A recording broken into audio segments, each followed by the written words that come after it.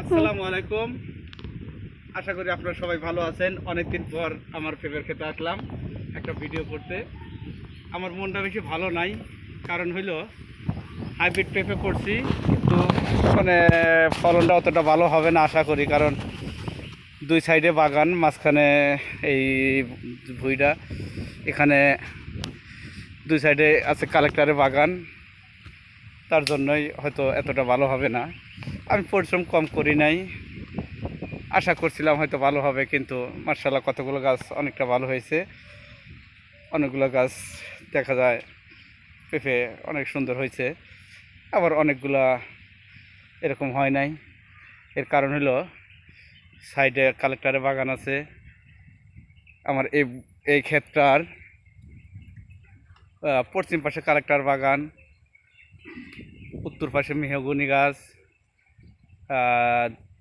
পূর্ব পাশে আছে আপনার কালেক্টর বাগান আছে, বাঁশের ঝাড় আছে। তার জন্যই এটা এতটা ভালো হবে না।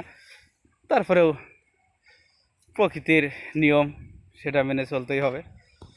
এই বাগানটা আমি ডিসেম্বর মাসের 30 তারিখে এখানে গাছ রোপণ করছিলাম। এখন আজকে আপনার জুলাই মাসের 7 তারিখ, মার্শাল্লাহ অনেকটাই, বেশ কয়েক মাস, পুরা 7 মাস শেষ। এখন কিছু কিছু গাছ মার্শাল্লাহ অনেক ভালো ফলন দেখা দিয়েছে, কিছু গাছ কম আছে, কিন্তু তারপরেও আমি ফলটা পাকাবো আশা করছি। এখন বর্তমান আমাদের উল্লাপাড়াতে পেঁপে বর্তমান আপনার 15-20 টাকা কেজি, কাঁচা পেঁপে হয়তো 550-500 টাকা মন দিবে। তার জন্য আমি পেঁপেটা বিক্রি করবো না, চিন্তা ভাবনা করছি, পাকাবো। এখন পাকালে ফল হিসাবে বিক্রি করব, তখন কী রেট পাবো জানি না। তবে আশা করি, প্রত্যেকটা মানুষই আশা করে ভালো কিছু পাওয়ার জন্য। আমিও তার ঊর্ধ্বে না, সবারই আশা থাকে। আমি সে আশাটা আমিও করছি। কিন্তু আপনার হাইব্রিড পেঁপের হলো আপনার এই ফলগুলা ছেটে দিতে হবে।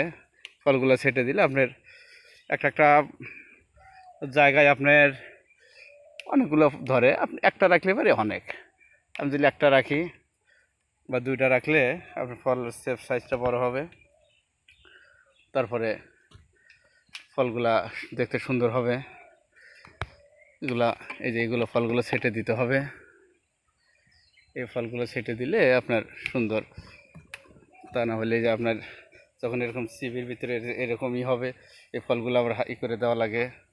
এগুলো ঠিক করে দিলে কোন ফলটা সিবিতে পড়ছে, কোনটা আছে, যে এটা এই যে ফলটা বড় হবে না।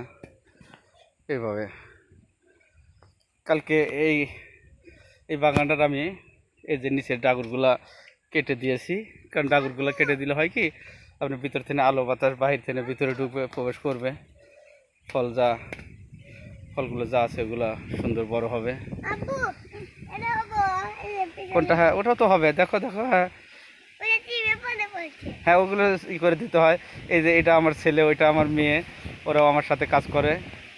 আমি সবাই নিয়ে কাজ করি, ওরা আমার সাথে করে। আমার ছেলেটার বয়স 5 বছর, 4 বছর শেষ, 5 বছর পড়ছে, কিন্তু তারপরে ও আমার সাথে কাজ করে। ওই যে নিয়ে যাবে, বাইরে ফালা দেবে, ওইরকমই করতেছে। এই যে আপনার হাইব্রিড পেঁপেটা ধরে বেশি, কিন্তু এই যে আপনার এগুলো সাইডগুলো সেটে দিতে হয় ছোটো। হ্যাঁ, এগুলো ভেঙে দাও, ভেঙে দিলে পরে ওর নিচেটা ভেঙে দাও। হ্যাঁ, থাক করে রাখো।